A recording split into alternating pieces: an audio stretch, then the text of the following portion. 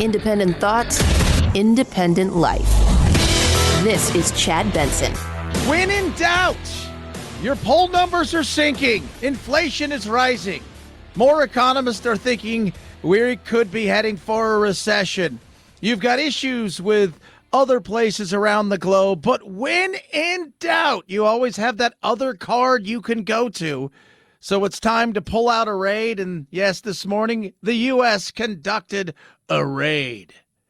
President Biden saying in a statement that under his direction, U.S. military forces successfully undertook a mission that, thanks to the skill and bravery of our armed forces, he says, has taken off the battlefield the leader of ISIS, a man named al-Qurashi. Yeah, al-Qurashi. Who, what, when, how, and why? What is this place that we went to? This place where there apparently is quite a few. It's like, again, goes back to being it's a Club Med. It's Syria. It's a Club Med for all extremist groups who have been somewhat shut down, whether in Iraq with ISIS, right? That big surge. And the next thing you know, people are running and they're done. And then you got, Afghanistan, which served for many years as that place where they all went to train and do their thing. But now you've got a portion of Syria where they feel they can just hang out and just regroup and run things. This area in northwest Syria along the border with Turkey has been known as a safe haven for Islamic extremism. We know that the U.S. has carried out missions before, drone strikes targeting al-Qaeda and top ISIS figures in this part of Syria. And it's actually close to the area where a couple of years ago, the U.S. ground forces actually targeted al-Baghdadi, the top ISIS leader, killing him in a ground raid. Yep. So when in doubt, you can always turn to the Great Raid, if you will. Not that it doesn't need to be done, but let's be real. Afghanistan was a hot mess. I don't think people really trust Biden on any kind of military situations, and leaked notes from a White House Situation Room show that during the Afghanistan thing, it was a debacle. It was an absolute debacle. Outsiders are talking about the fact that everybody's stuck in bureaucratic hell. They called it bureaucratic inertia, a lack of urgency until the last minute. While the word immediately peppered the document, it's clear officials were still scrambling to figure out and finalize plans. There are still thousands of Afghani people that we promised to help that are stuck in bureaucratic hell. Not to mention we lost 13 soldiers, and they knew that this was coming, and they failed. He has not recovered from that. You could look at a lot of different things. The COVID, you could look at immigration, you could look at the economy. All of those things play into it. But what started his dismal run in the polls and frustration with people is the absolute ineptitude of Afghanistan. So today we head on in and we have a raid. Remember, they killed 13 of ours, so we retaliated in Afghanistan. What happened to that point? We found out we killed civilians. There was nobody there. What happened today? That's what we want to hear. Did we get somebody for real or not? Were there casualties besides whoever we were looking for? The mission lasted for hours, played out on social media, describing explosions and constant gunfire. The Pentagon says there were no U.S. casualties, but the local Syria rescue group, the White Helmets, tweeted that they had found at least 12 bodies in that house after the raid, including 4 women and 6 children. Yeah. So it's good that we got an ISIS leader. Some people are saying he blew himself up. Either way, we were coming for him. They said it was very much like bin Laden. Do you guys remember bin Laden's raid? Because it was, people started broadcasting it on, they started videoing it and putting it up on the internet. There's stuff going on. It's a neighborhood. Oh my God, there's helicopters. There's fighting. There's stuff going on. Kind of the same thing here. But when in doubt, when those numbers are wrong, somebody quick, get me a raid. Get me a raid. And if we got somebody for real, that's fantastic. You know, right now, with all the stuff that's going on, if you guys haven't heard, yesterday, the Ukraine and us still trying to figure stuff out. Apparently, they've got Biden and his administration to tamp down the it's imminent, it's immediately going to happen, this is coming, you can't stop it, to take away a bit of that, it sounds like something's going to go south today scenario. But then, troops, 3,000 troops, are going to be heading to countries in Europe, Eastern Europe. No American troops into Ukraine. This is to Eastern Europe, in particular the Baltic states, Latvia, Lithuania, Estonia, Poland, and Romania. Those are the countries which would be most at risk from any Russian aggression that could potentially spill over the borders. They are the countries that are most nervous about what's taking place in Ukraine because they have Russia as a either direct or very close neighbor. Yeah. And on top of that, like Romania is one of the places where I think we're going to send 1,000 troops. I'm like, I don't know why. I mean, they got Vlad the Impaler, they're vampires. I mean, what do we need to send anybody to Romania?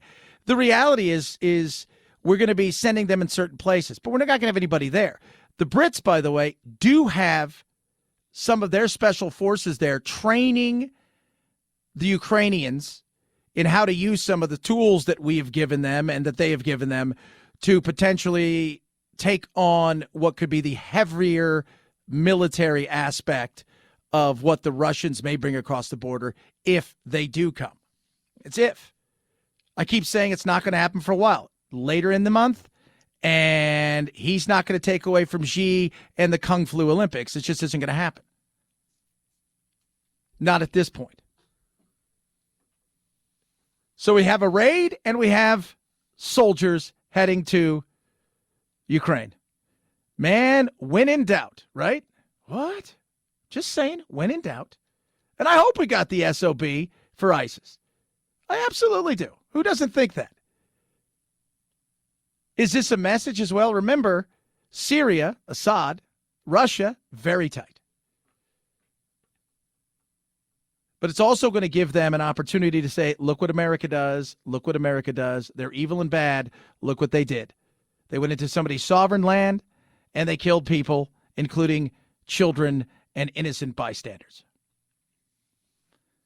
That's where we are. We'll see how Biden plays this throughout the day, how he addresses it. He's going to go to New York to talk about gun control and how, hey, all the bad guys have guns, so the best thing that we could do is figure out how to take all the good guys' guns away. Because that's what you do. That's a solid move right there. 323-538-2423 at Chad Benson Show's your Twitter. Tweet at us. Text the program. Can I just say, I have heard a lot of stupid things in my life. Being in this industry, I've said probably many stupid things, but I have heard some stupid things. But this, my friends, may be the greatest, stupidest thing ever. Sunday night, 50 million people watching, San Francisco and the Rams. NFC Championship game. Whoever wins is going to be back in that stadium playing the Super Bowl in 2 weeks. Celebrities everywhere. 75,000 plus people in the stands. Nobody's wearing a mask, even though there's a mandate, et cetera, et cetera. Governor Newsom took a picture with Magic. Uh-oh. No mask. You've got London Breed, mayor of San Francisco, takes a picture with Magic. No mask. Then you've got Mayor Garcetti of Los Angeles, takes a picture, again without a mask. People have been asking questions. Why are you making kids in the second largest school district in America mask up both indoors and outdoors, and you asshats won't wear a mask? Oh, it was only for a second here. It was only for a second there. But then there was 100 different TV shots and video and footage, and that's a lie. But this right here takes the cake of how to answer that question. This is Mayor, as many people call him, Yoga Pants. soon to be the ambassador of India. Congratulations, India. We have sent you the worst of the worst when it comes to just so much in politics. He was asked yesterday because they're putting in mask mandates again, as far as reiterating that when you're at the Super Bowl, you're wearing a mask. When you're at the Super Bowl, you're wearing a mask, period. Case closed, end of story. Do not think that you won't. Mayor, you didn't wear a mask when you were with Magic. I wore my mask the entire game, and when people ask for a photograph, I hold my breath and I put it here, and people could see that. There's a 0% chance of infection from that. You held your breath. That's your scientific take on that. You held your breath. Your scientific take on that right there was, I took my mask off, I held my breath, I didn't say anything to anybody, and then I put it back on. Scientifically, I think that's solid. If you buy that, you've held your breath too long. And I saw people on their remarks on Twitter and some other places going, that's what I do. And I think to myself, wow, you've built a cult of stupidity as much as anything else. Oh, I held my breath. I held it. I held it. You guys didn't see? I held my breath. My God. Can we do a raid there? 323-538-2423 at Chad Benson Show. Your Twitter. Tweet at us. A lot of stuff still to get to. More on this because kids in California and other places have said we've had enough. And it's not coming from their parents. They're just over it. We'll talk about that. More from the Flores lawsuit in the NFL. Plus, the Olympics, well, they're underway already. But already we've got some issues and some incidents with some of the people over there that are participating, and they're questioning, why did I even show up? Longevity. You hear my voice. You hear me every day. Understand I get about 4 to 5 hours of sleep a day. I don't recommend that unless you're weird like me. But what I do recommend is if you want the energy that I have, if you want to feel good, start making little changes. Longevity is one of them. They've got this incredible thing. It's a healthy body starter pack. And what it does, it's got 3 things that comes inside of it. And I start my morning with the tangy tangerine. It's a drink. I take it, boom, away I go. Tastes great, off I go. But I also take my other supplements inside of this, which is awesome. Beyond OsteoFX, it's got calcium, magnesium, and Ultra EFA Plus, which has a range of omegas, which is great for supporting healthy heart and brain function. It's awesome. The Healthy Body Starter Pack's going to give you an amazing array of things that are going to get you going right now. Free shipping. It's going to help with your energy, your memory, and your health. It's going to give you the nutrients that you're missing throughout the day. And that's something I think we can all use. Right now, go to chadbensonhealth.com and free shipping. Take advantage of these deep, deep discounts and amazing prices and get that free shipping. chadbensonhealth.com or call 855-321-HEALTH. 855-321-HEALTH. 855-321-HEALTH. Chad Benson Show.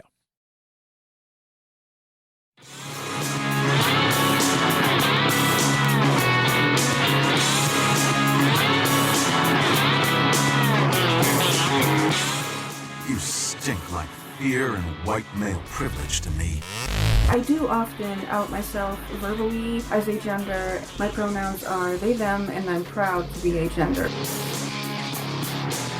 Are you stupid? What? Are you kidding me? Not a great way to use your white privilege. Some people get it, some people don't. You're listening to The Chad Benson Show.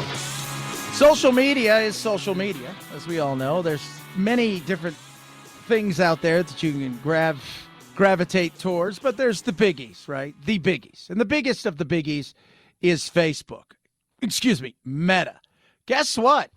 Meta took a pounding yesterday like you couldn't believe. For the first time, really, since Facebook began, it's now losing users. Daily active users fell from 1.93 billion to 1.92 billion people. That is a million users who went away in the quarter. And the suggestion here is that it's saturated, that people who want to use the various platforms that Facebook is offering, and now the company is called Meta, but people who want to use those platforms, they've hit a wall.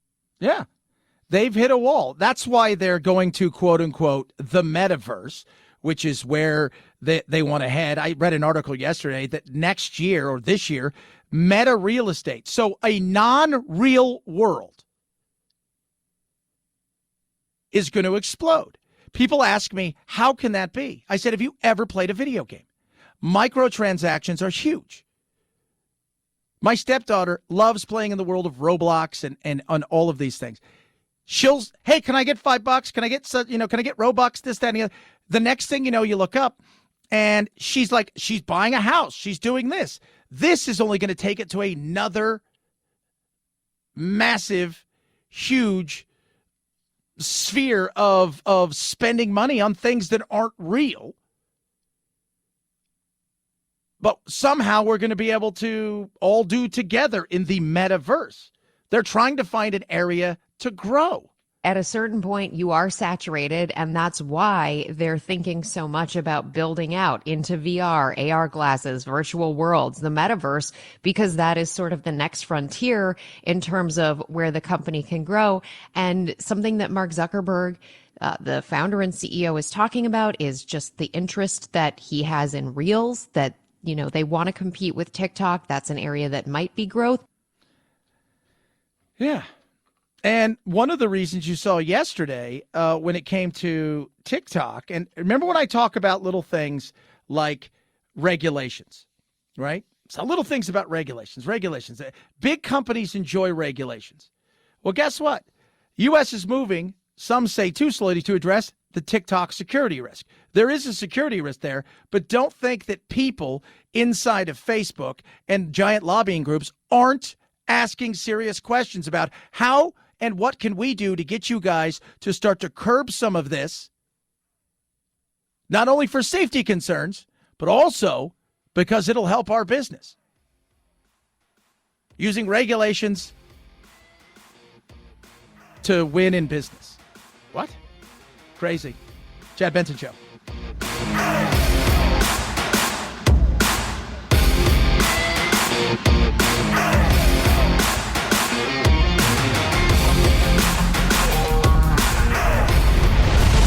The Chad Benson Show.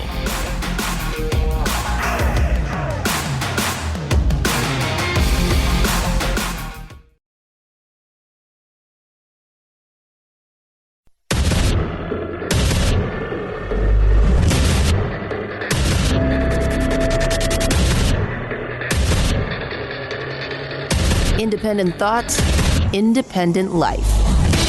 This is Chad Benson. We raided a place in Syria today where apparently an ISIS leader was. It got ugly for them. Apparently he killed himself.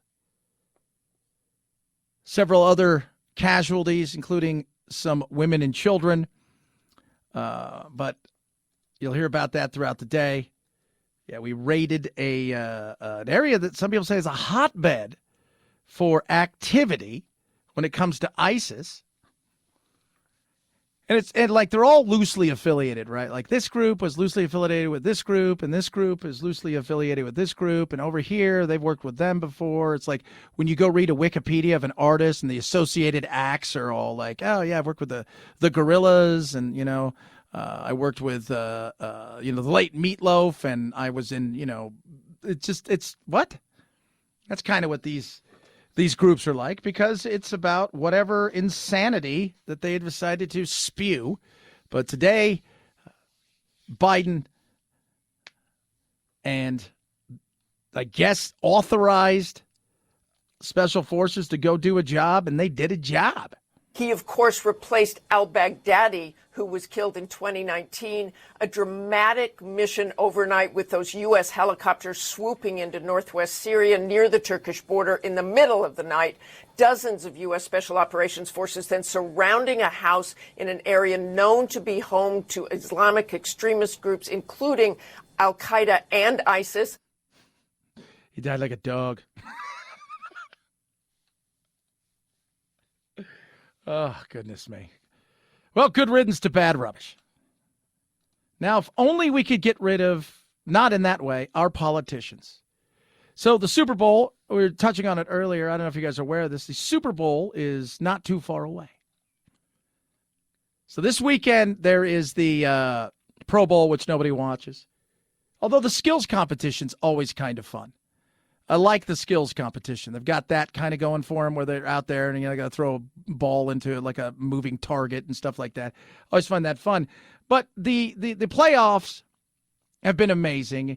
And then you had the retirement of Brady, but then there was controversy at the playoff games, not because of anything that happened on the field, but because of the no masking, even though it's a county, a city, and a state where masking policies are insane, but still there.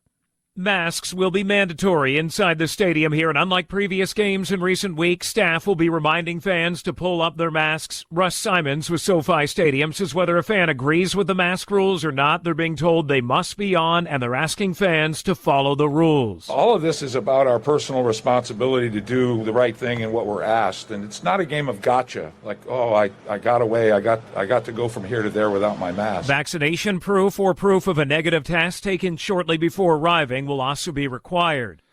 Yeah, because they're insane in California, and if you don't believe that, here's the L.A. mayor who got caught without his mask taking a picture with Magic Johnson, but there's hundreds of videos, hundreds of pictures of him and the governor and everybody throughout the day without their mask on inside of the building, which is still considered outside, even though it has a roof on it. It's open air. But when asked about it yesterday in this press conference, hey, you didn't wear your mask, here was his response. And kids, people voted for him. I wore my mask the entire game, and when people ask for a photograph, I hold my breath and I put it here, and people could see that. There's a 0% chance of infection from that. That's science! Kids in California and around the country are no longer having it. Case in point, one of my old haunts, Long Beach Wilson High School, yesterday, as well as Monday, Tuesday, kids are pushing back, not just here, but across the country. They've had enough. Hi, my name is William Wyatt Mitchell. I'm a student of Wilson High School in Long Beach, California, and currently the head of, I think, our office is coming down to suspend me for not wearing my mask. My teachers just alerted me. I'm not sure when they'll be here, but they'll be here any second. So yeah, they'll be here any second because it's a cult. It's insane and it's a cult. It's insane and it's a cult. Yesterday they announced, hey kids, hey fetuses, guess what? Pfizer's developed a 12-shot thing to stop you from getting the coronavirus. How excited are you? They're trying to get the 6-month to 5-year-old crowd excited about the shot. The parents of 18 million children under age 5 could finally get access to a vaccine by the end of this month. But after Pfizer formally asked the FDA for emergency use authorization, the company acknowledging they believe 3 doses will be needed, even though it only has the safety and efficacy data for 2 doses so far. Some doctors want to see all the data before any authorization. More than 25 million kids over 5 have been safely vaccinated. But so many kids aren't. I have a 3-year-old. Chad, are you going to get her vaccinated? The answer to that question is simply no. I'm not. There's no reason for her. She's had it. She's fine. She weathered the storm rather easily, as have all of my kids. It's not affected children. They could spread it. Not affected children. Have they spread it? Not really. Going from children to adults didn't seem to be that big thing. They've shown that over and over and over and over again. But the cult of insanity, you hear the mayor saying, I held my breath. That's science, kids. This lady right here, listen to this lady. Listen to what she says. I will be first in line. I will get her vaccinated as soon as possible, as soon as available. I don't care if they haven't finished their clinical trials. I don't care if they've finished their trials. Just give me the stuff. Living in fear. That right there is scurry. That is, I don't even know what to say at that point in time. I don't care if they've finished with the trials. Just give it to me. Wow. Good God. Did you vote for the guy that said he held his breath? Yeah, that guy's super. 323-538-2423 at Chad Benson Show is your Twitter. Tweet at us, text the program. Love hearing from all of you. More fallout from the NFL that has nothing to do with masking, but has all to do with, yes, the insanity of what is going on with hiring coaches, not hiring coaches, because of the color of their skin. Did this happen? Did that happen? You had a really good coach, for all intents and purposes. Anybody who can get the Dolphins to win a game, I think is a pretty damn good coach. So Brian Flores was fired by the Dolphins. He is suing the NFL, not just one team, but all of the teams, saying, look, they've created a racial profiling and racial discrimination in their hiring practices. Some of the stuff that he's accusing people of there's nothing to do with race. Like they asked, Donald Ross, who owns the Miami Dolphins, wanted me to throw games, essentially. Have my team not try hard. So we would get, he'd give me a $100,000 bonus so we get a better draft pick. That's not racial.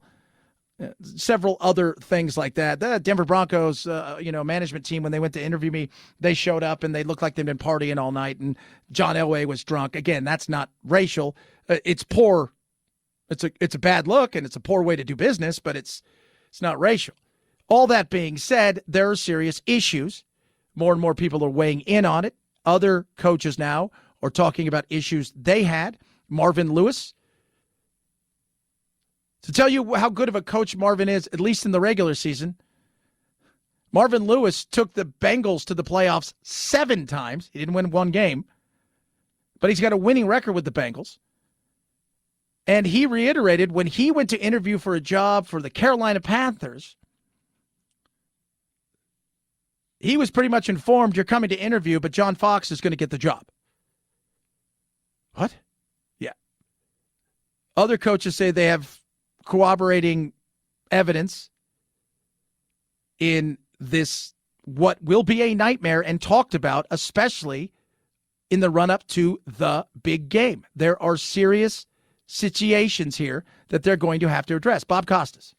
In the big picture, we can dispute any individual situations, and the Giants will dispute the allegations here. The Broncos have categorically denied it. The league says that the suit has no merit. But this is what you've got. 1 out of 27, only 3 out of 32 prior to that, and a long history of white head coaches being hired with lesser experience than black potential coaches who have terrific resumes. And then you have some very accomplished black head coaches who have been fired. Yeah, that's true. Absolutely true. I've always looked at it like these guys want to win. You're going to put anybody out there. They want to win. 2018, 8 coaches were black, head coaches in the NFL. 8 head coaches were black. There is 1 now. 1. The NFL needs to take a serious look at all of these things in every way, shape, or form, from the tampering that they tried to get, apparently, Brian Flores to do, to the racial stuff, obviously, and something else about the throwing the games. There are problems here. And Flores is taking it upon himself, understanding what the ramifications are. Well, this is going to be very explosive. In doing this, Brian Flores becomes the Colin Kaepernick of black coaches. Wow. And it's possible he may suffer the same consequences. The NFL may do to him what they've done to Kaepernick. Not if he gets a lot of support and right out of the gate, will he? Yeah, I mean, he's really putting his career at risk. Yeah, and that's something I think he thinks he needs to do for this. And he feels strongly enough about it. And, I said yesterday, and I continue to reiterate this, there is no way in my mind that Bill Belichick didn't do that on purpose. No way. He did that on purpose. That's the way I feel. If I had to bet my house, was it on purpose or not, I go with purpose. I just feel that way. He's that kind of guy. And that guy that Brian Flores, that he worked with him for 15 years. He was a coach on the Patriots staff. They're tight. 323-538-2423 at Chad Benson Show is your Twitter. Tweet at us, text the program. Love hearing from you. And because you interview somebody of color doesn't mean you have to give them the job. And because somebody doesn't get a job if they're black doesn't mean they didn't get the job if they were black. That's something we need to reiterate. It's their team. They feel that Brian Daboll is the guy who's going to coach the Giants is the best, person for the job. Then again, that's what you guys think. All that being said, this is some stuff that for the next 2 weeks, the NFL is going to have to deal with this. And next week in particular, as the run up to it begins and the media pressure gets huge. 323-538-2423 at Chad Benson Show is your Twitter. Tweet at us, text the program. Calibrate is a different kind of way to lose weight because so many things out there. So when you're trying to lose weight, and we can, there's so many things that happen, right? So many people go on extreme diets and they do this and they do it. And more often than not, like the vast majority of the times, it just doesn't work. It doesn't, especially when you get to a point where you're so heavy. This is what Calibrate focuses on. It's about resetting something, and that something is your metabolic system. And Calibrate is comprehensive in doing that. It's doctor-guided, FDA-approved medication you're going to take, and you're going to pair that with lifestyle changes. It fits into anybody's schedule. What it starts to do is tell your body it's safer to be thinner. You don't have to panic. You're not starving. That's what your body does.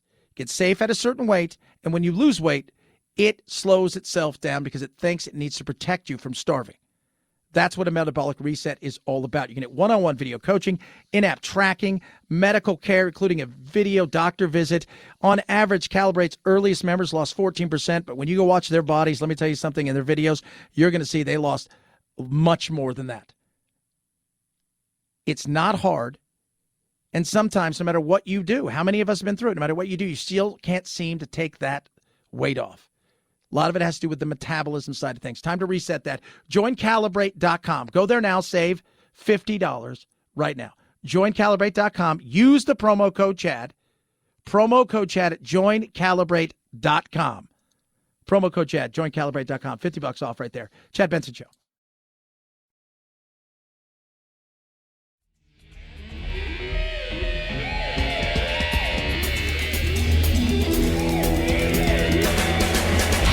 You go, boy. This isn't about right or left. This is just about right and wrong. Right you are, Chad. The Chad Benson Show. So yesterday, Jeff Zucker, who's the head of CNN News, arguably one of the most powerful men in news, or people, whichever makes everybody feel better, it came out that he was gone. And people are like, I can't believe, wait, well, how did this happen? Because he had a relationship with somebody. Jeff Zucker, one of the most powerful executives in the news business, resigning after acknowledging he'd been in an undisclosed relationship with a top executive who was his second in command. CNN policy required him to disclose the relationship when it began. That romantic relationship with CNN executive vice president Alison Golusk uncovered during the investigation into former CNN anchor Chris Cuomo. Cuomo was fired for his effort to help his brother, former New York Governor Andrew Cuomo, fend off allegations of sexual harassment. And some people on the right cheered. I actually saw some people said this is the dumbest thing in the world.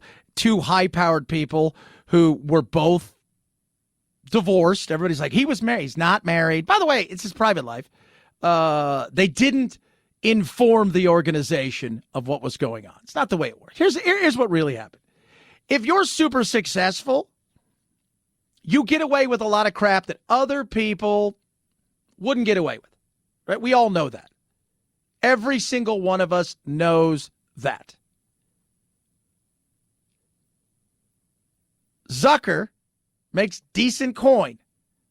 Their viewership is crashing.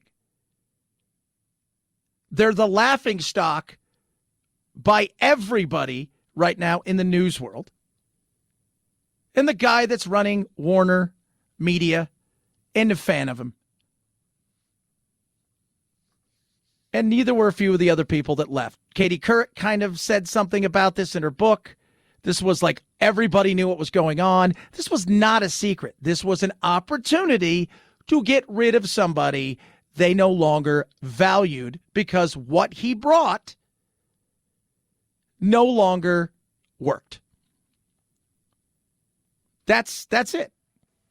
Everybody in business, doesn't matter what it is. You're a plumber and your best salesman's kind of an a-hole and he's not around during the meetings when everybody else is and he does this, that, and the other, but he brings you in $500,000 a year, so you look the other way. If that was anybody else, you'd get rid of him? Yeah. The minute the value's no longer there, you can get rid of people. And that was this. Bunch of people in CNN, I guess, grilled the guy running everything, and he's like, I don't need to ask anybody for permission kind of thing. It was kind of funny. I was laughing. They're all upset. He was great. He wasn't great. You guys are worried because the new people coming in aren't going to like you. They're going to want their own people. Chad Benson Show. This is the Chad Benson Show.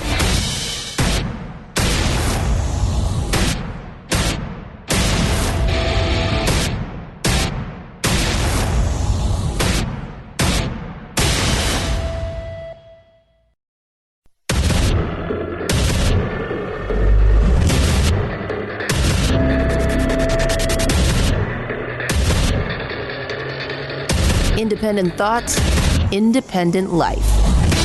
This is Chad Benson. Earlier today, in the wee hours of the morning, the United States Special Forces conducted a raid on bad people, if you will, in a certain region in Syria.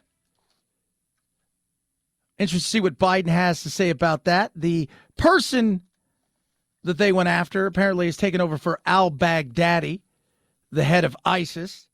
What kind of threat was he? People are asking questions. What's the biggest threat that we have? Is this something that we should have done? Is this somebody who is desperate right now in his political world because he is seeing an erosion of support by not just the right, which he didn't have much of, but some within his own party and a large amount of independents, especially as we head into the election season for midterms, where he knows that if he loses both the Senate and the House, his 2 years is going to be miserable. But they carried out today a raid, killing, or at least somebody killed, several people.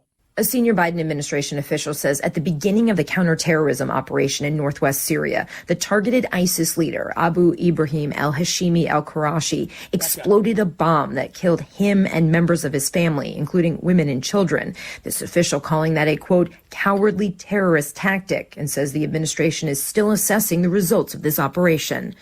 So that happened. You know, but you do ask the question, okay, what kind of threat is it? We got the thing going on with Ukraine, which we're not quite sure what the hell's going on there. We're sending some people over there, but they're not there. They're kind of there, but they're not. We're carrying out some, we're doing some flybys with some of our stuff, and we're sending people to, 3,000 troops. We're going to send some people over here to some of the Baltic states, and we're going to send some people to 1,000 or so soldiers to Romania. But the question does remain, like, why this guy? Why now? What threat was he? They do still pose a threat regionally. They do run raids and cause a lot of problems in the Syria and northern Iraq areas, but they're just not the threat that they were 5 years ago. So it's good that we took care of him, and every time that we can diminish ISIS's capabilities is a good thing. Yeah, but they're not a threat. Not right now. We got other big threats. We do. We have other big threats that are going on that we should be paying attention to. Absolutely. One of the big threats is the fact that we are spending money like it's going out of style. Yesterday, the national debt passed $30 trillion for the first time. Does the administration see that as a problem, or do you share the view of some economists that debt doesn't matter? Well, the president believes we need to have a sustainable and responsible fiscal policy, which is why he put forward ways to pay for his major proposals. He's committed to a sustainable and responsible policy in ensuring that our long-term investments are fully paid for, like Build Back Better. No. First of all, the thing I absolutely love is she said a whole bunch of stuff with nothing. $30 trillion in debt. Think about that for a second. Take however many people are in America, right? So you got the 30 trillion and divide that by however many people in America, and that's what each individual person in theory owes. And it's not all Biden's fault. It isn't. I'd also note that this stands in significant contrast from the previous administration and Republicans in Congress, which passed a $1.5 trillion tax cut for wealthy taxpayers in 2017 and didn't pay for it. As we look to the debt, it's important to note that more than 95% of the national debt was incurred before he took office. The national debt increased by $7.8 trillion during former President Trump's presidency, which accounts for about 30% of its total. So we are working to be fiscally responsible, and that certainly is a priority to the president. Yeah. Speaking of that tax cut, which it was evil, IRS data proved that Trump's tax cut benefited the middle class. What? The most. That's according to data that has come out that people are like, oh, my God, no way. That can't be. Doesn't mean that down the road it wouldn't benefit the wealthier. And let's just remember this. The wealthier are going to do what the wealthy does. But it's always about blaming somebody else. And he didn't incur all this debt. A lot of it was under Trump and other people. This insane wars that we have fought all over the world, the printing of money for everything. You want to print more money and you want to ramp it up. And we had this giant, huge disaster that called coronavirus, where we were printing money and handing out people, and that didn't work either. So that's a threat. It is. Then there's the other threat that isn't being talked about, and that's called China. Some people talk about it. Some people don't. We need to talk about it more. China wants to win. Period. Case closed. End of story. Tim Ryan, congressman's got legislation, which I think is great. I rise today in strong support of the Competes Act, and a bill that finally, after decades, recognizes that we are in a very stiff competition with China. For the longest time, America didn't know it. China was in this competition, doing everything they could to dump steel in our country. They spend 7 to 9% of their GDP on infrastructure every year. They have a plan. Yep. Their plan is to win, period. Case closed. End of story. That's what they care about, and they're going to do it through any means necessary. It's culture war du jour. I mean, what a joke. China has a 10-year plan, 50-year plan, 100-year plan. We live in a 24-hour news cycle talking about Dr. Seuss, Big Bird, M&M's, SpongeBob, and we're getting our clock cleaned. 100% correct. They've got the Olympics right now because the Olympics, one of the most corrupt organizations on the planet, decided it was great to give them a second Olympics within a decade. And now they've got the Winter Olympics in a place where there is no snow. All that being said, NBC spent $7.5 billion to get the Olympics, and they don't want any part of it. In fact, they've gone as so far as to, over the last several days, point out certain things about China, including CIA Director Christopher Wray talking about how bad China is when it comes to one particular thing that's super dangerous. I would argue that there is no country that presents a broader, more severe threat to our innovation, our ideas, and our economic security than China does. They want to replace the United States as the world's greatest superpower, and they recognize that economic security and national security go hand in hand. And they're bringing every tool in the toolbox to bear to accomplish that. That's right. They want to win, all cost.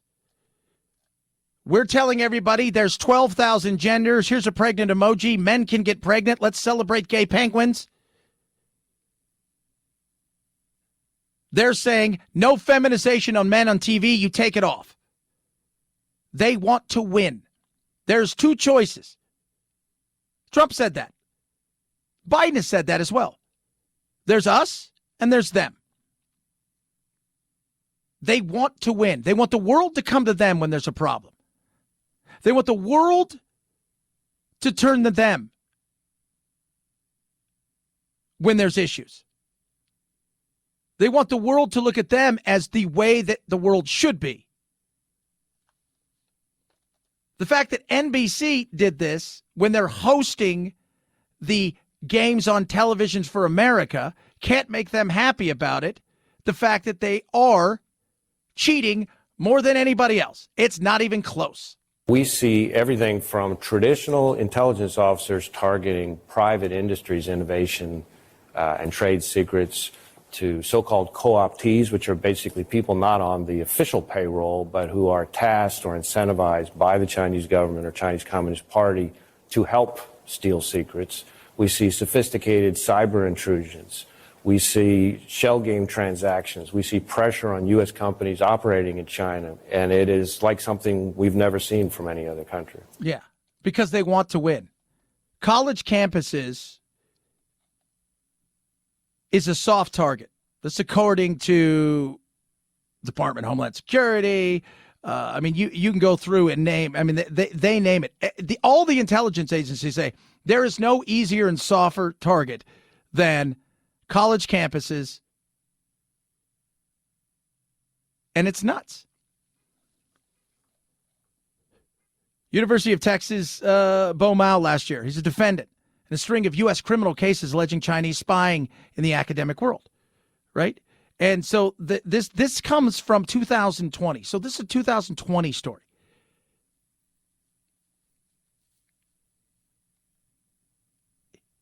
It is insane that when they alerted everybody of some of these things, he was a professor, showed no remorse, and he returned home.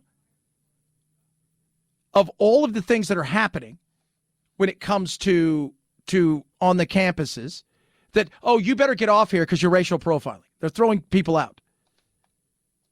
You heard Christopher Wray talk about this, basically, like, not so much soft targets, but people that you're working for, but you're not working for them.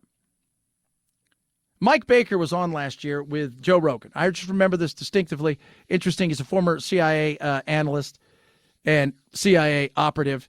He talked about China. And I want everybody to understand this.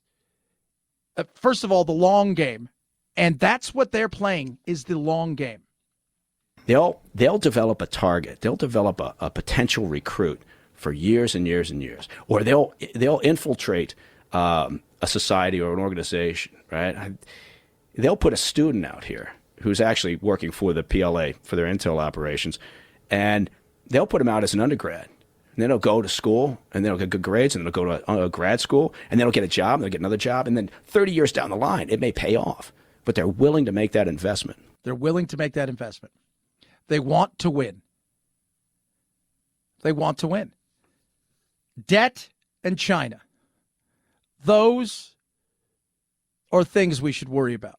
Today we took out a bad guy. Sounds like he took out himself in Syria, but we're missing really we're missing the target in a lot of ways. And this needs to be talked about more. And part of this is our fault. Absolutely. Because we are a consumer-based society and we want those cheap goods. And we want them so bad. And Hollywood is bending over backwards. And they're do anything to get that money. Businesses. As much as I love Elon Musk, what the hell are you doing? Open up in a factory over there. We got to do better, and some of that's going to be the realization that we got to pay more for stuff. But people don't want to freeze people out. It's not about the Chinese. The Chinese people, we always have to go there, right? Oh, it's the Chinese people are really good. It's the Communist Party. There's a lot of people in China, a vast majority, who may not see the things Wei Xi does, but it's not too far away from it. We always have to preface it. It's not, no. They want to win, and that is, by and large, a majority of them. 323-538-2423 at Chad Benson shows your Twitter. Tweet, text, a lot of stuff to get to. We got more from Christopher Ray. I found it so fascinating, and it really, really is. And tell you why a little bit later, too. Why people miss what Rogan's about, because they miss it all the time. MyPillow, deep discounts right now on everything. I think it's $39.99 for the Giza Dream Sheets, the best sheets you're ever going to own. You slide right into them, made with long staple cotton, grown in the Sahara Desert between the Mediterranean Sea. Oh, yeah. Oh, right there. Oh, yeah, it's the best. It's breathable. It's comfortable. It's got deep pockets. You're never going to have to worry about shrinking them so they don't fit your bed, and they sleep cool and comfortable. Deep discounts on every single thing you can think of from MyPillow, from the mattress topper to the pillow to the Giza Dream Sheets. You get a 6-day money-back guarantee, a 10-year warranty. I mean, everything you can think of, all made right here in the United States of America. As we talk about stuff being made somewhere, think about this. Check out the amazing My Slippers as well. Get these and all the other deep discounts going to MyPillow.com. Use the promo code Benson when you're there. MyPillow.com, promo code Benson. MyPillow.com, promo code Benson. Chad Benson Show.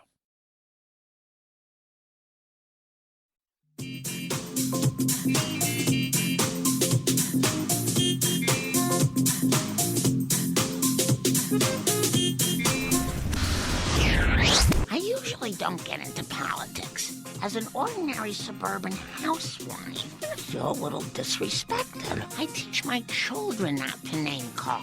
You are a blabbermouth! Come on, man. Guys, can we please keep the chatter to a minimum? Chad Benson. Just 5, 4, 3, 2, 1, 0, ignition, liftoff. Now it's time to find out what's trending. What's trending? Yeah, what does that mean? I mean something, right? Like it's trending on the old internet. What's trending? Let us take a peek, find out what's trending on the old interwebs. Lunar New Year. Biggest thing searched yesterday. 10 million plus searches. We're going to talk a bit about that and what they want to do here. Some lawmakers are proposing something, which I think is absolutely in-freaking-sane. Jeff Zucker, million people searched to find out why was he fired as the head of CNN's news department yesterday. And he was fired because, in all honesty, have you watched CNN? At the end of the day, have you watched it? If you watched it, yeah, I think you can figure out kind of why he was fired. Tommy Lee, that new, I don't know, it's like a comedy slash, it's crazy. It's about the sex tape with him and Pamela Lee, and it's got a bunch of people in it. Seth Rogen in them, and looks that's out. USA and Honduras played soccer last night. World Cup qualifier in Minneapolis. You guys ready for this? Wind chill had it down at times to minus 20.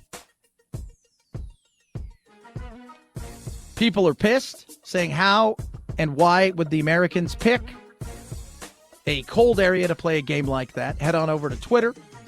A lot of things. Susan Sarandon, we're going to touch on what she tweeted out the other day. Something stupid, as you can guess. The Olympics, as we call it, the Kung Flu Bat Soup Olympics underway. Chad, that's not very nice. Shut up. U.S. to deploy troops to Eastern Europe. Trending. When, of course, if you haven't heard, U.S. Special Operations Forces today in northwest Syria killed an ISIS leader, as well as several others. It's also making the rounds on the old Twitter. 323-538-2423 at Chad Benson Show is your Twitter. That right there was what's trending. A lot of stuff still to get to. We'll squeeze it in. Chad Benson Show.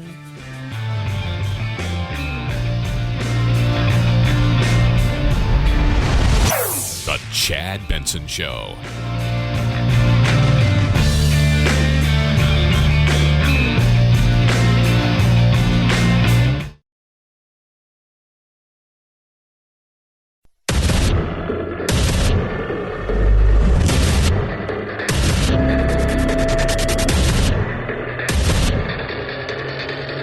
Independent thoughts, independent life. This is Chad Benson. Got some breaking news. out of Texas. You guys are going to be shocked to hear about this, but the National Butterfly Sanctuary is being closed.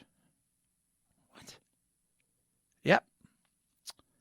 Because QAnon believers think it's the home of a sex trafficking ring, and they were going to head over there. Apparently, it was just too much, and people decided we can't do this, so we got to close this thing down. And I got to be honest with you, I didn't even know he had a butterfly place, my bobber. But if you were going to do a sex trafficking thing, if you're like, where can we hide out in the open? And like, butterfly sanctuary, of course. Like, nobody's coming there. It's not very nice, Chad. What are these people like? I was saying off the air, I want to start a cult because it doesn't seem to be very hard. I just, what? How do you get to that point? You're like, oh my God, did you guys hear? There's a butterfly sanctuary and they have sex slaves there. Did you guys hear that? Now, in the past, for many years, criminal organizations have had fronts, right? Now, we've known that. But some of this stuff is so insane. It's just, it is, oh, God, a butterfly sanctuary. Get rid of that butterfly sanctuary. Oh, God, you butterflies. I knew it. I can't even believe that. 323-538-2423. At Chad Benson Show is your Twitter. Tweet at us. Text the program. Love hearing from every single one of you. Oh, man. Got the clip of the day. I like playing it just because it makes me feel good. For those of you not keeping score, this is the mayor of Los Angeles who was caught at the football game the other day in Los Angeles, not wearing a mask, in a city where there's a mask mandate, in a county where there's a mask mandate, and a state where there's a mask mandate. When confronted about it, this was his reasoning. While in the picture, he didn't have his mask on and how he protects everybody. I wore my mask the entire game, and when people ask for a photograph, I hold my breath and I put it here and people could see that. There's a 0% chance of infection from that. I don't even know where to go with that other than you're an idiot, and if you believe him, you're a double idiot. And you should hold your breath. Just keep holding it, keep holding it, keep holding it, keep holding it. Go on, there you go. Just go to the light. Just go to the light. Oh, my goodness. So Susan Sarandon, for those of you guys don't know, she's an actress. She was a Bernie fan and big Bernie supporter. She took to Twitter the other day, there was 2 officers killed in New York City. Gun violence is on the rise in America. So it's going where? Up.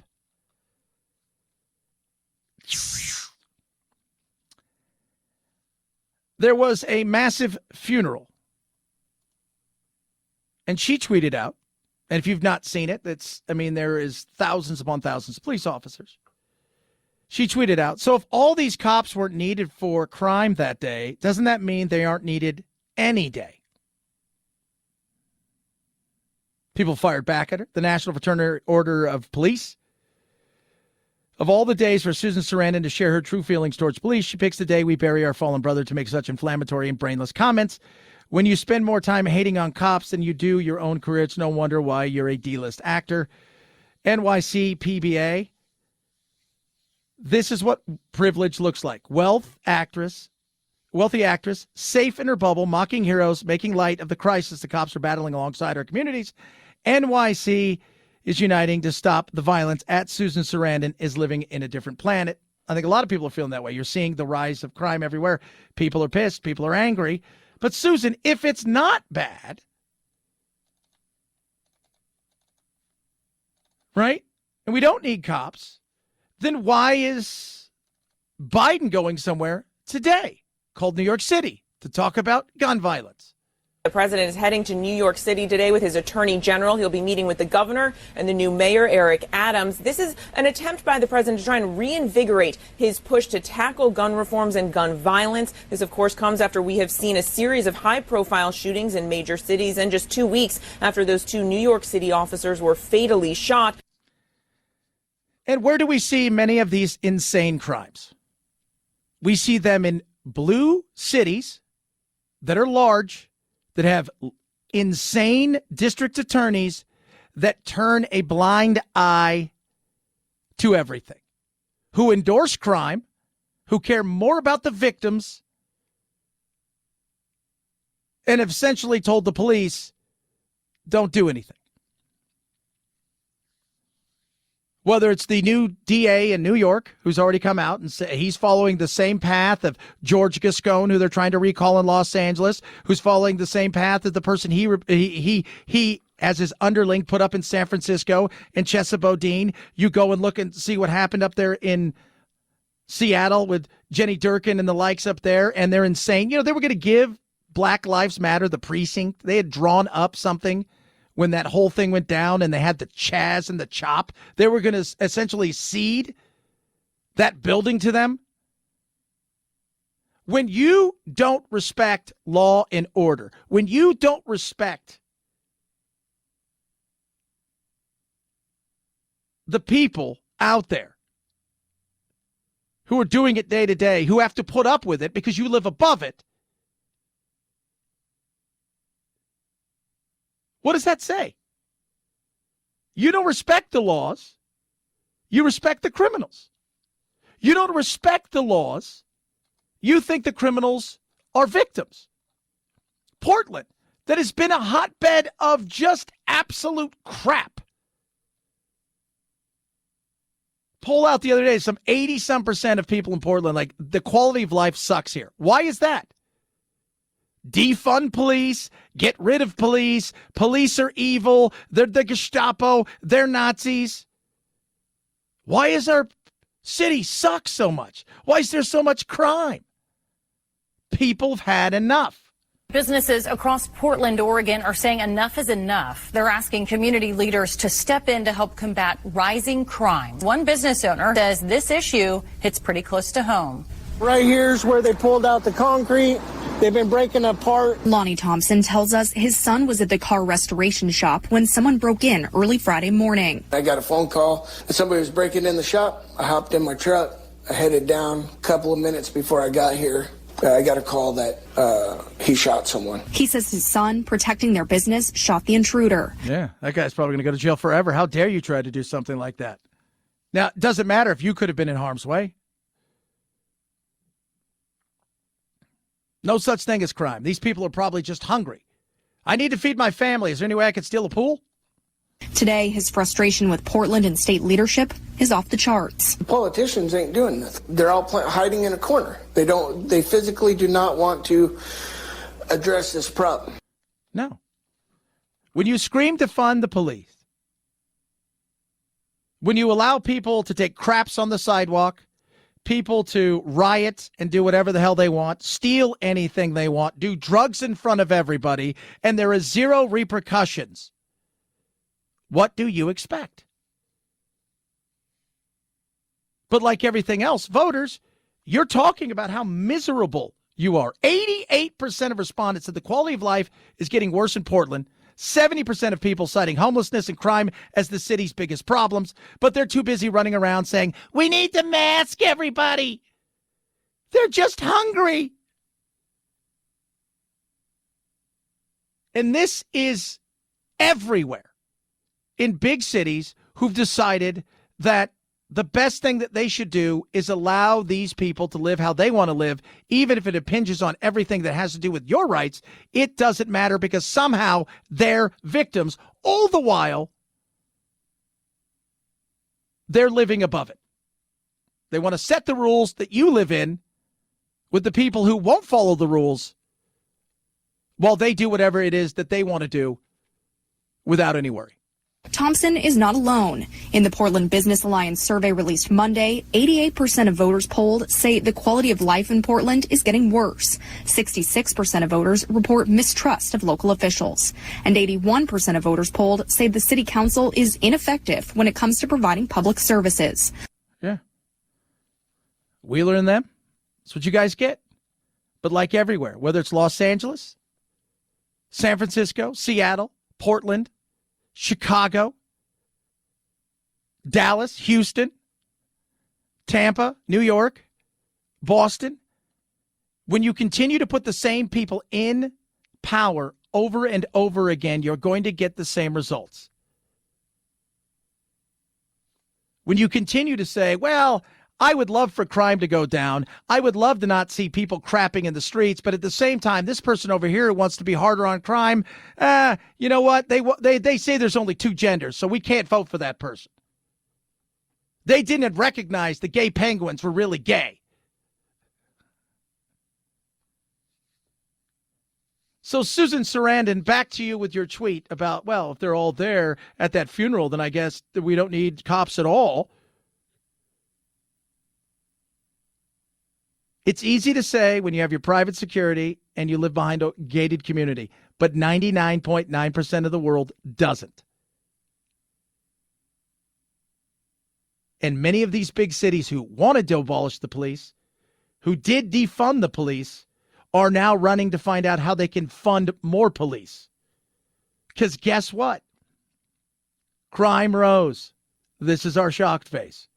323-538-2423 at Chad Benson Show is your Twitter. Tweet at us, text the program. More about China and their want to steal every possibly little thing they possibly could through their cyber hacking. And it's crazy. You got to hear some of the stuff that Christopher Wray talks about on the NBC News. Plus, the Olympics are going on, and already we're seeing some of the stuff that I think is going to be in store for a lot of people over the coming days, unless the IOC and others can say, you guys can't do this, which they don't have the balls to do. 323-538-2423 at Chad Benson Show's your Twitter. Rough Greens makes any pet food better. Give it to my dogs. They eat it up. They love, love, love it. And I love that they love it. I give it to them every single day, in the morning, at night. Put it right on top of their food. It helps them. It's a supplement that you sprinkle on your food. You don't change their food. You still give them the same food you've been giving them. It's just going to bring your dog's food to life. It's got vitamins, minerals, probiotics, omega-3, 6, 9.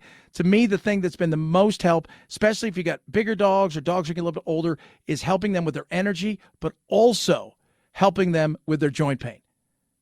And for their younger dogs, man, it's a great way to kick off their life knowing they're getting the nutrients they need. Rough Greens wants you to try it before you buy it. RUFFgreens.com/Chad. Get you a free bag. You just cover the cost of shipping. Roughgreens.com/Chad or call 833-MY-DOG-77. Rough Greens makes any pet food better. Chad Benson Show.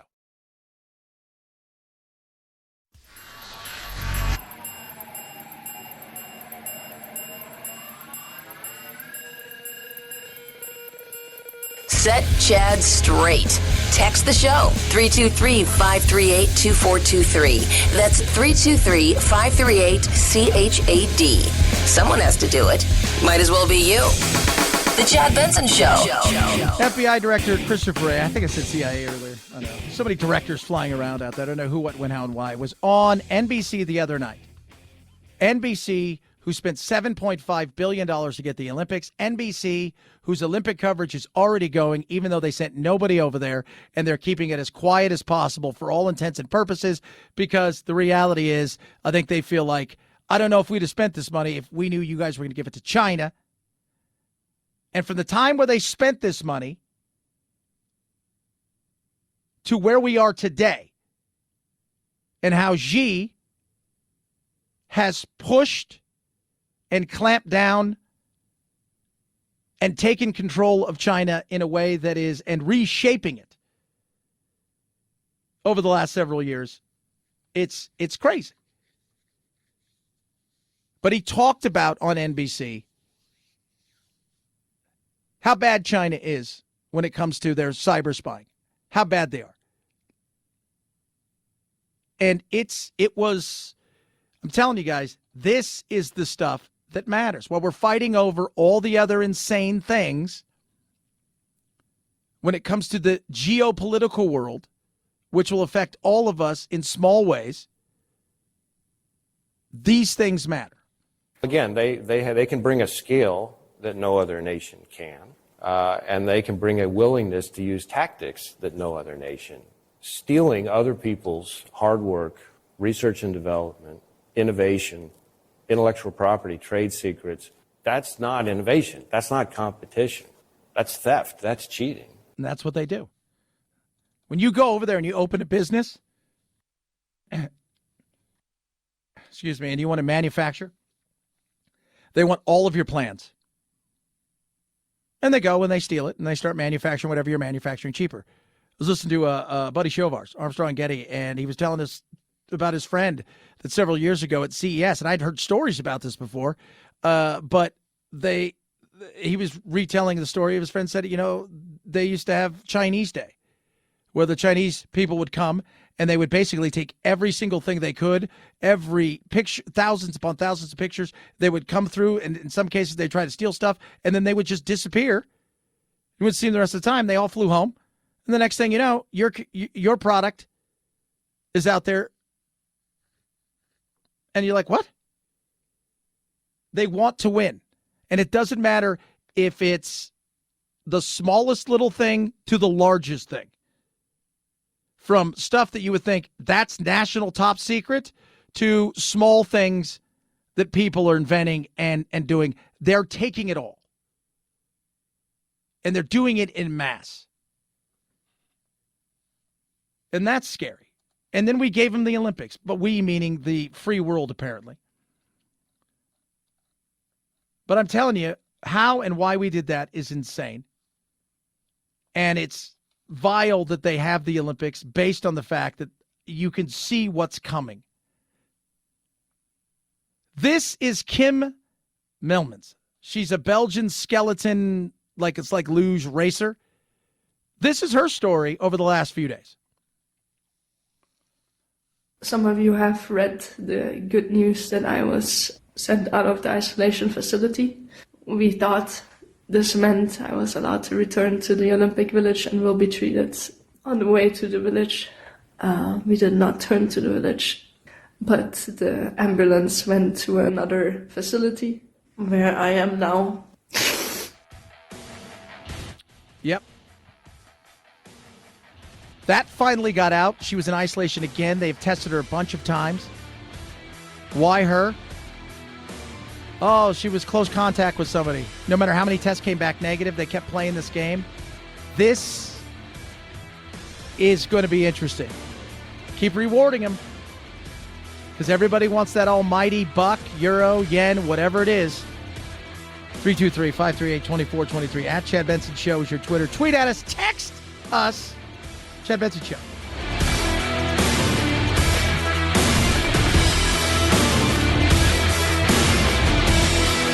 This is the Chad Benson Show.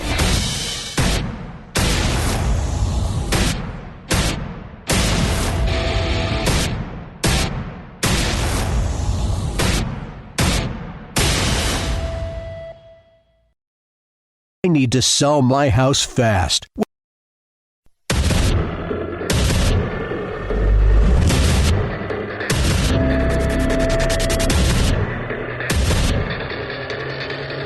Independent thoughts, independent life. This is Chad Benson. Biden's heading to New York City, but before he does all of that, he had to come out today and talk about the fact that, yes, we conducted a raid earlier today, and we got an ISIS leader. In a final act of desperate cowardness, he, with no regard to the lives of his own family or others in the building, he chose to blow himself up, not just to the vest, but to blow up that third floor. Yes. Abu Ibrahim al-Hashimi al-Khazari, otherwise known as Todd. It's not his real name. That was fake. I was making it up. He is dead, blew himself up. killing several others. We conducted it earlier today. He took over for al-Baghdadi. And they did everything, apparently, as the way that they were supposed to do it from start to finish. The senior administration official told reporters this morning that everything ran according to clockwork, a 2-hour operation just as planned, U.S. forces on the ground for that time. The president said that this operation took out a major terror leader, took him off the battlefield, and is sending a message to terror groups around the world: we will come after you. Who was this cat, though? Because why are we doing this? Well, first of all, one of the things you're going to, hey, guys, we run this plan. We've gone over and over again, right? Yeah, fantastic. Let's remember, let's keep the inflation out of the news. let's not get anybody from us hurt because the whole Afghanistan nightmare. Remember that? Yeah, we remember that, Joe. All right? If you guys can do that, great. And also make sure that nobody catches coronavirus. Wear your mask. Wear your mask. Who is this cat? In the early days when he was appointed supposedly as the leader of the caliphate, it was questionable whether he even existed. There were a lot of rumors that he was not real, that he was a made-up person. Well, based on the fact that he blew himself up, he is no longer real anymore. He was originally a part of he was an Iraqi officer under Saddam Hussein. Then he became a part of al-Qaeda. Then he supposedly worked to help the U.S. government during parts of the fight in Iraq. And then he joined ISIS in 2014. So for all intents and purposes, he went to the highest bidder, and then he was given the caliphate. And then we're going to ask the question, because the Afghanistan nightmare is where the real drop came for Biden. And there's new details out about that. It came out yesterday that point to the fact that they just were ill-prepared. Bureaucracy. There's still plenty of people over there that should be out, but they made no decisions. There was zero urgency. They failed across the board with this. And then when we retaliated after killing 13 of our soldiers, we ended up killing civilians and not the people that we thought did this. So you got to make sure we're doing something here. There's always a situation where you're going to have to run the risk of casualties. It is sad. It is sad to hear that there were children and women that were killed. But the special forces are prepared for that. They know that that's probably what they are walking into. We know that these terrorists tend to take a lot of wives, tend to have a lot of children, and also use women and children to protect themselves. Yeah. And they blew himself up. I mean, there was at some point in time, there's only so much you can do.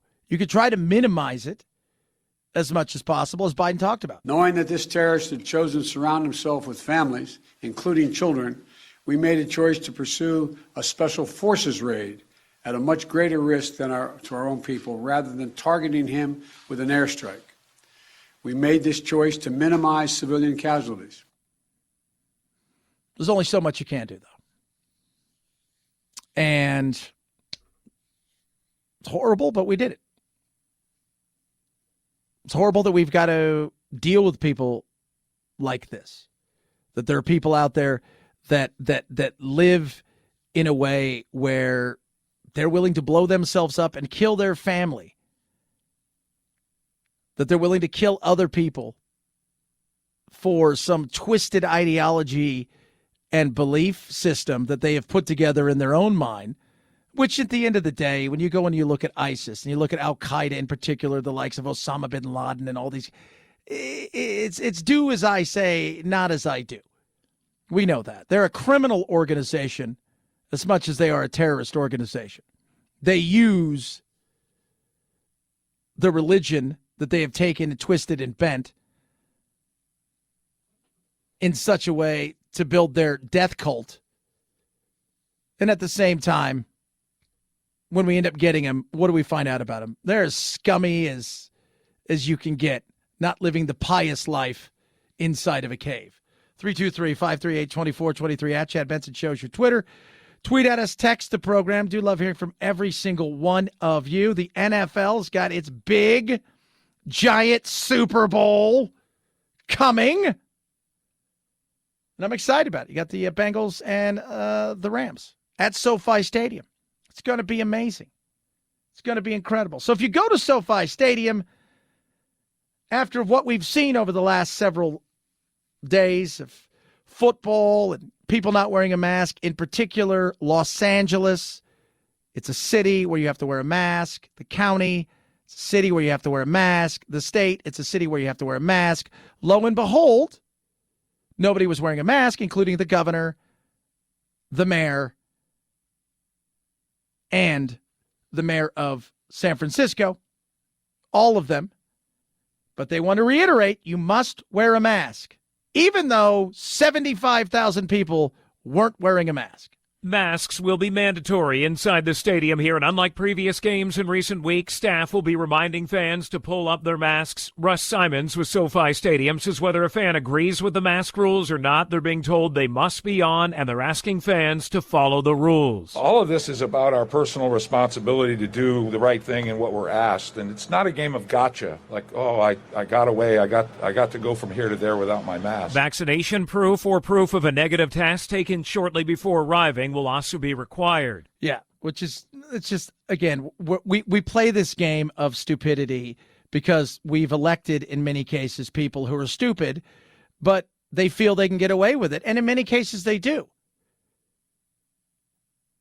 There were hundreds of videos and pictures of all of these leaders in California at the football game not wearing a mask when they were taking pictures, but a majority of the time. Yesterday, Mayor Garcetti, call him Mayor Yoga Pants, out there in old Los Angeles, holding this big press conference out there in front of SoFi to talk about the coming excitement of the Super Bowl, but to also reiterate you need to wear a mask and follow the rules. When he didn't, then he was pressured on it. And he came up with what has to be the worst, best answer ever about why he wasn't wearing a mask in a picture with Magic Johnson. I wore my mask the entire game, and when people ask for a photograph, I hold my breath and I put it here, and people could see that. There's a 0% chance of infection from that. I wore my mask the entire game. But when I did take it off, I held my breath. That's science, kids. Sweet mother of goodness. What the hell is wrong with people? And looking at some of the comments from individuals under Twitter feeds that had this, that's what I do. When I take my mask off, you're an idiot. I will say it again, you're an idiot. You've lost the plot. You've been sold a bill of goods. You're under the spell of stupidity, and we cannot save you. I held my breath. He's a mayor, soon to be the ambassador of India, and I think we can all agree the sooner the better. He's the mayor of one of the largest cities in the world. And his science was I held my breath.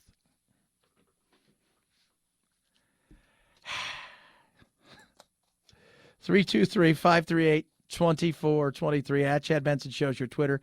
Got some tweets and text to read. It's very interesting because I've heard from people that have gone to different arenas in California, and I guess where the Golden State Warriors play, they're really on you about wearing your mask.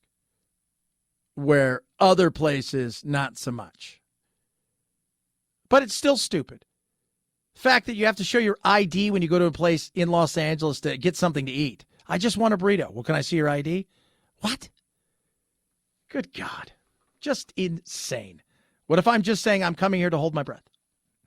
I'm not even going to eat. I'm just going to hold my breath. Idiots. Car Shield. These idiots wouldn't get Car Shield. and they need it the most. CarShield's amazing. CarShield is the best auto protection company in America. Over 1 million drivers have been helped by CarShield. That can be you. Save tens of just thousands upon thousands of dollars in this day and age.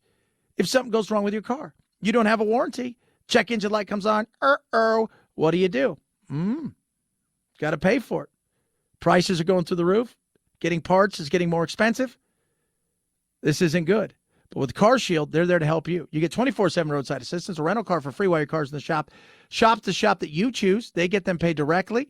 They're going to handle the paperwork and the expensive payment. You pay a small deductible. It works pretty simple. Whether you're thinking about, hey, I would love to do that for all of my car or a specific part of my car, maybe just the transmission, maybe the electronics in the car. They've got a plan that fits everybody's budget. So don't let it get away from you. And we're talking about that what-if scenario with the check engine light. Get CarShield today. Save 10% on top of that. Go to carshield.com/Benson to save 10%. carshield.com/Benson.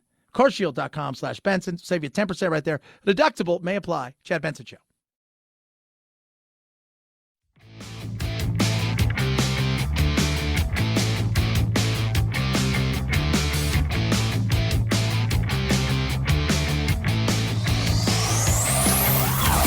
Check out our Chad Benson Show Facebook page where you can hang out or hang your grievances out to dry.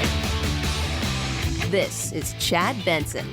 Facebook sucking. For the first time, really, since Facebook began, it's now losing users. Daily active users fell from 1.93 billion to 1.92 billion people. That is 1 million users who went away in the quarter. And the suggestion here is that it's saturated, that people who want to use the various platforms that Facebook is offering, and now the company is called Meta, but people who want to use those platforms, they've hit a wall. Yeah, they've got to think outside the box. You know, Facebook realized that. See, companies like this, they try to innovate in some ways, but in other ways, other people are innovating. It's cheaper to go and to say, hey, you guys want to be wealthy? They're like, what? Like, what would Instagram be worth on its own to the guy who used to work to Facebook, who then came up with Instagram? They realized, I don't need to come up with something. I just buy this. I've got enough money I could buy this. But you have to keep innovating. But they're taking a hit because people aren't going to Facebook, especially here in America. They've gone to other things. How do you try to rectify that in both the short and the long term? The long-term game is the whole meta world. At a certain point, you are saturated, and that's why they're thinking so much about building out into VR, AR glasses, virtual worlds, the metaverse, because that is sort of the next frontier in terms of where the company can grow. And something that Mark Zuckerberg, the founder and CEO, is talking about is just the interest that he has in Reels, that, you know, they want to compete with TikTok. That's an area that might be growth. Yeah. TikTok also is on some. Well, they're being watched as they should be. I mean, it's to say that the TikTok in America, Chinese have no involvement is so. It's how stupid are you? Of course they do. But the one thing about regulation, when you get to a certain point, and that level is you've got so much money and power, and you know with that money you can court even more power, you're able to go in and play a game, push buttons, try to get people to put in some more regulations, make it tougher for competition. Facebook, though, has right now a real issue, and they're getting hammered. And he's going to have to figure it out. And this meta thing, while it sounds interesting, is still a ways away from becoming the norm. 323-538-2423 at Chad Benson Show is your Twitter. Tweet at us. Text the program. Love hearing from everybody. Bunch of people texting in about the Olympics. We're going to talk about the Olympics and the insanity. There's a quota that the IOC tried to put in at the Olympics when it comes to African nations. And I'm like, what? Like, they're trying to get African nations interested in winter sports. It's not going to happen because there's no winter there that they're going to enjoy. Right? They said the IOC's quota decision for Beijing 2022 sends a message to black winter Olympic athletes. Despite calls to reinstate spots in bobsledding and skeleton, there will be no sliding sport athletes from African delegations. Did you have anybody that was ready to go? That's the other side of this. The want to have people participate is understandable and to grow, but at what cost? I remember when there was the ski jumper from Cameroon that they were like, you can't, you're going to die. You're going to die. Ah, goodness me. That's why the other reason people everybody participates in the summer games, right? Like Finland's sending people in the summer games. There's like 10 countries that really participate in the Winter Olympics. We'll talk about China, Joe Rogan, a bunch of other stuff straight ahead. Chad Benson Show.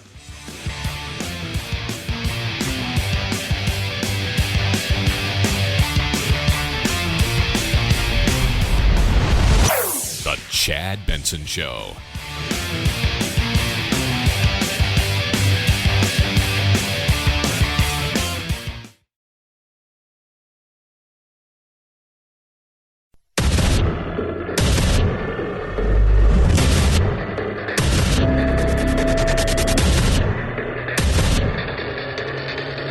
Independent thoughts, independent life. This is Chad Benson. That is me, the NFL. Very excited about the Super Bowl, as you would be. Take away the mask insanity, of which we were just joking about, with the mayor coming out saying as he's taking pictures the other night at the game, I just hold my breath. That's why I take my mask off. And scientifically, I think it's pretty sound. But the other big news is Brian Flores. Brian Flores, to those of you guys don't know, is former coach of the Miami Dolphins, is now suing the NFL for racist practices when it comes to their hiring. The Rooney Rule's put in place quite a while ago that essentially says that every time a job, certain jobs come open, that you must interview a minority candidate. It doesn't have to be black candidate, a minority candidate. It can be, a woman. It could be gay, Latino, Asian, what. But the sport itself is made up of predominantly African-American players. We can all agree on that.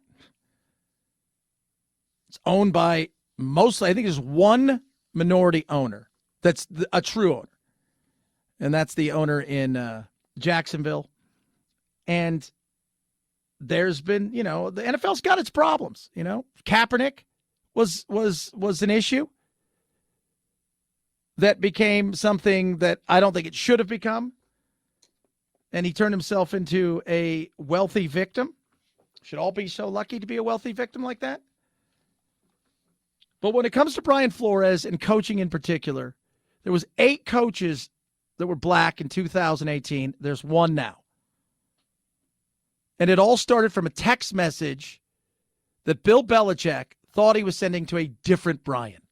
It's been a tough 24 hours.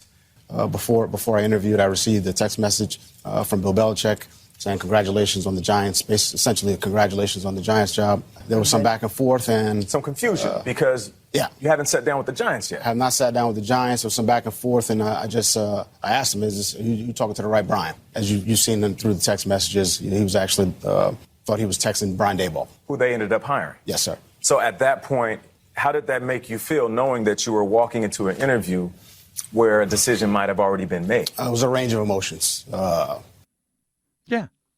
You don't think so? You would absolutely think that. He feels he needs to do this. He's pissed. He's angry.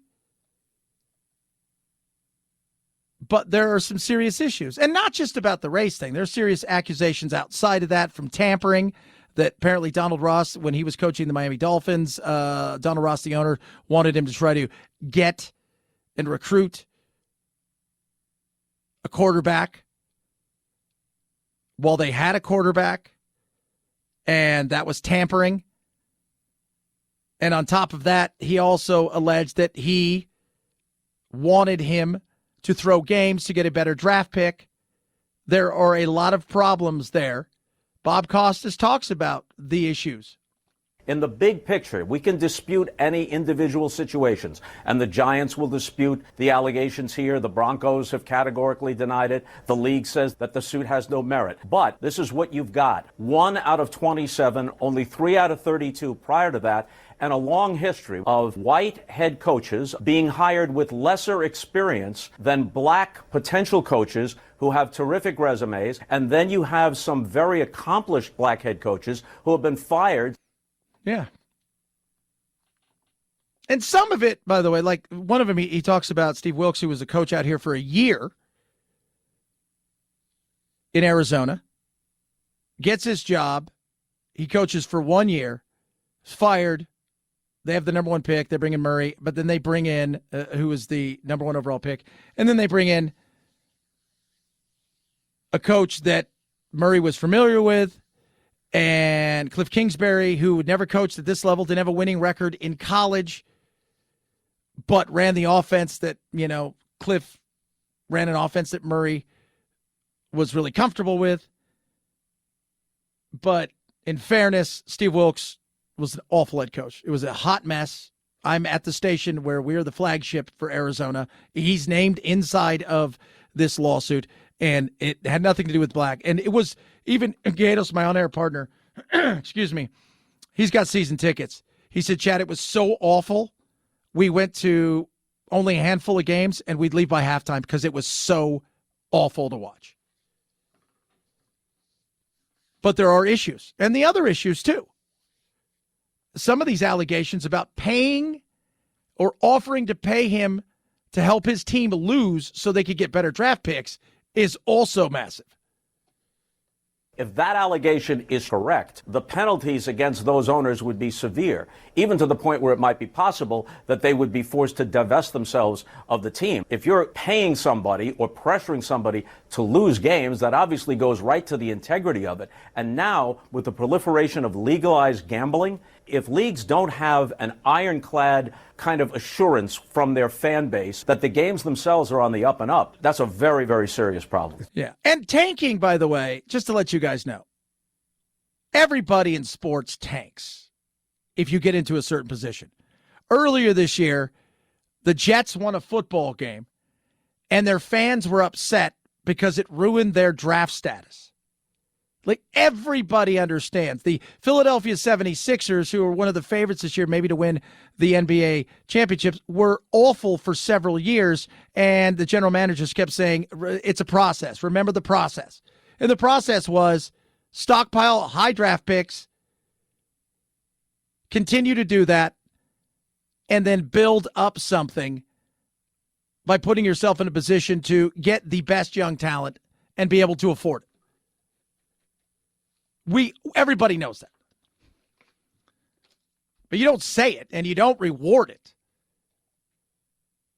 So it's going to be interesting because next week, what I think a lot of people will be talking about was Brady and his retirement in, the week before the Super Bowl, which is massive, isn't going to be that. It's going to be about racism in the NFL. It's going to be about how can this league, who takes the knee, who has the Colin Kaepernick, who has end racism on the back of their helmet, and it takes all of us, how can this group all of a sudden have this hanging over them? That's something you don't want going into it. By the way, speaking of the NFL, they sold out every single commercial. $7 million for some spots. $7 million. That's a lot. A lot of money for one spot. 32nd. CBS got $5.5 million last year, in line with Fox the year before. But this year, especially over the last several weeks, there's no way that this was going to go for 5.2, even in this economy at this moment in time. Knowing what you're going to have in front of you for your programs that you're going to play, for your movies that's coming out, for your new product, there was just no way you weren't going to have something like that. That's insane. 323-538-2423 at Chad Benson Show is your Twitter. Tweet at us, text the program. Speaking of NBC, and they've got the Super Bowl, they also have the Olympics, and God only knows what that's going to look like. Skeleton racer Kim Melman's close contact, supposedly, with somebody at the Olympics. She's Belgian. Take her to an isolation place, give her a bunch of tests. She continues to test negative. Oh, we're going to take you back to the village? I'm supposed to stay here. I am allowed to slide. We are not even sure I will ever be allowed to return to the village. And obviously this is very hard for me. I ask you all to give me some time to consider my next steps, because I'm not sure I can handle 14 more days and the Olympic competition while being in this isolation. Yeah, that's fantastic. You know what's happening. I feel it. I feel it.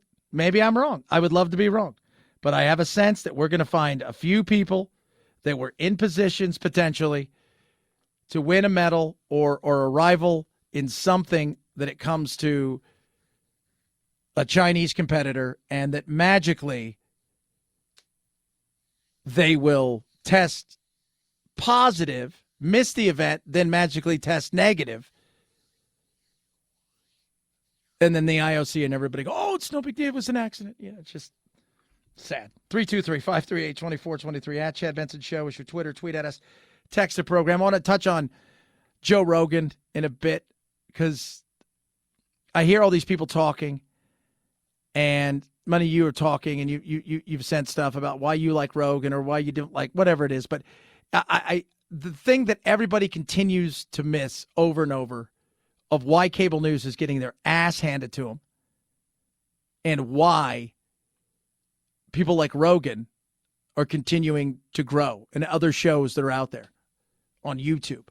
323-538-2423 at Chad Benson Show, your Twitter. This morning I came in, got myself my shake from Nutrisystem. It's just a little snack I have. I also had a little like McMuffin-y thing, a little muffin there. It was delicious. Losing weight. What do I always say? Well, it's going to be tough. It shouldn't be tough. It's not a sprint, though. And the best way to do it is the right way to do it. And that's with Nutrisystem. Guys, I'm here to tell you, don't starve yourself. With Nutrisystem, you're going to fill up amazing meals, easy restaurant faves like beef and bean burritos. They got hamburgers. They've got pasta. It's all good tasting. And it fills you up to 30 grams of protein. Makes me full. I work all day. I need a ton of energy. I get that. Snacks, breakfast, lunch, dinner, it's all delivered to you, easy to make. It's got advanced nutritional science that they've used here to help with your blood sugar levels. And what that does is it helps you stay steady and lose weight, which is what you want to do. I'm down God knows how much right now. My clothes fit better. I feel better. And I'm not starving, which is important. Right now, 50% off. 50% off. 50. 50% off. Go to Nutrisystem.com/Chad. You're going to save 50% right now. Nutrisystem.com/Chad. Not just for guys, for anybody. Ladies, guys, whatever you identify as, 50% off. Nutrisystem.com/Chad. Results vary. Offer restrictions apply. See website for details. Chad Benson Show.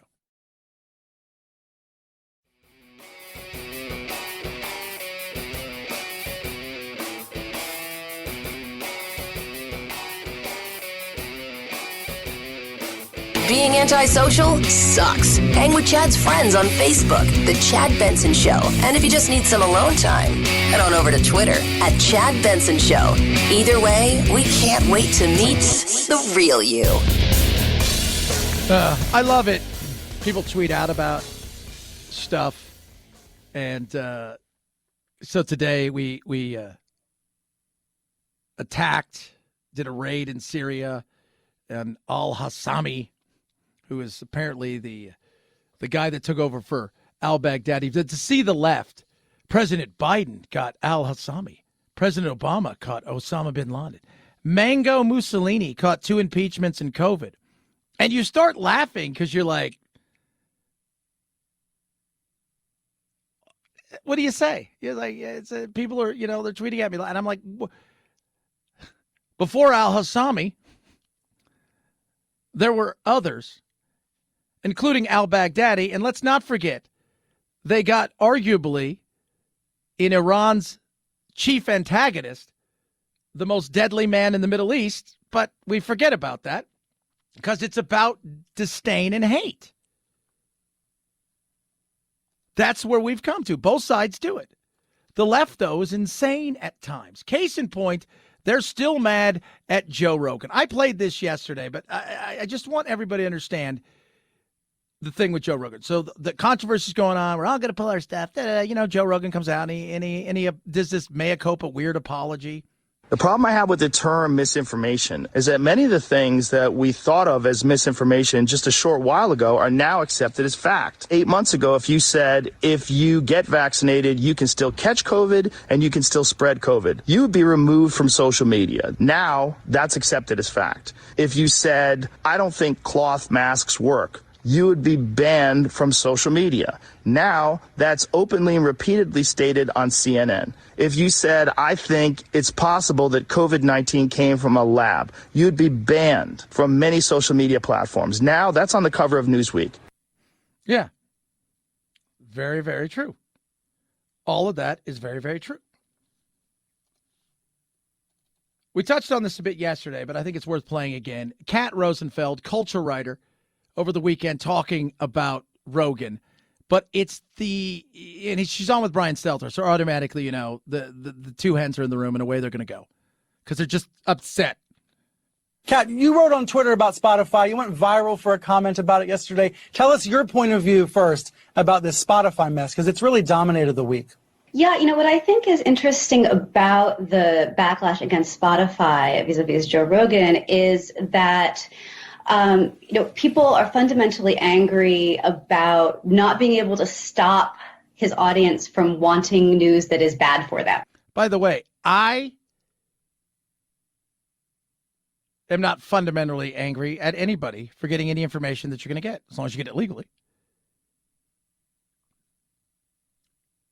And who are these people that are fundamentally angry? People like CNN who don't have viewership anymore. People like CNN. By the way, Fox, CNN, MSNBC, all the nightly newses,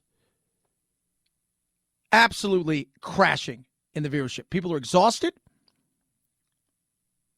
People are over the fighting. They're over the lies. But there's one thing that's missing. We'll let Kat continue here. She's only got a few more seconds of her dribble. Wanting something that's bad for them. So, we're all haunted by the specter of this guy who's listening to Joe Rogan and internalizing this bad information and making bad choices as a result. People make bad choices all the time. Why Joe Rogan is who Joe Rogan is, and the number one reason, besides the fact that, yes, he's open to new ideas, he talks to everybody, he got Elon Musk, the richest man in the world, to smoke weed with him. All of those things, he's entertaining. He's entertaining. You're not entertaining.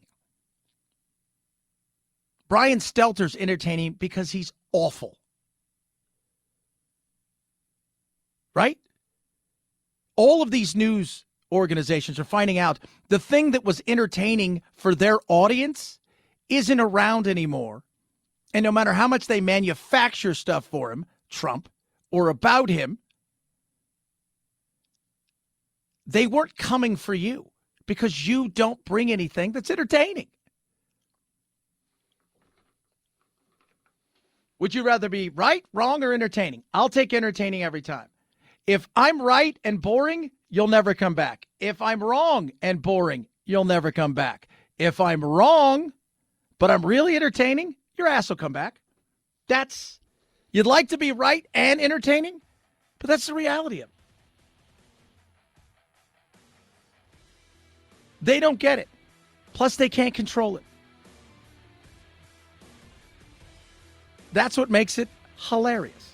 323-538-2423 at Chad Benson Show's your Twitter. Tweet at us, text the program. You guys have a awesome rest of your day. I'm going to, and I'll be damned. Is that? Yep, there it is. I see Friday. Night, Jack.